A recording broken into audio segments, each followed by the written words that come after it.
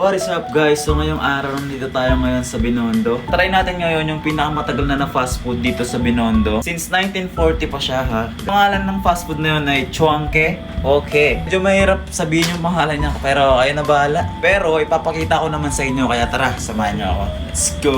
Ayun, nandito na tayo sa Jones Bridge at magpipicture taking lang tayo dito saglit kahit umaambon. Doon, sinulit na namin yung pagkakataon namin doon kasi ngayon umuulan na. Pero buti na pag-picture kami. Nakakuha kami ng mga Instagrammable picture.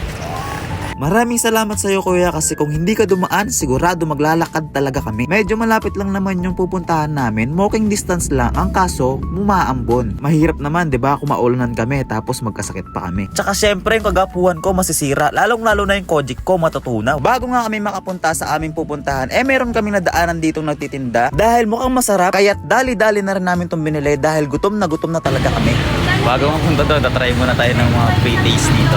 Ito nga dahil nakasi sila at meron pa silang pre-taste at sa halagang 3,100 matitikman mo na dito ang napakasarap nilang tinapay. Akalain mo yun, 3,100 tapos sobrang sarap ng mga pagkain. Saan ka pa, 'di ba? Choosy ka na lang kung hindi ka bibili. Kaya kung ako sa inyo, idagdag nyo na talaga to sa list nyo dahil napakasarap, promise. Dito lang yan sa Sinulog, Binondo. At nandito na tayo sa Chuangke Fast Food since 1940 at titikman natin ang ilan sa kanilang bestseller. Ang kaso nga lang, wala pa silang chicken ngayong oras na ito. Check guys.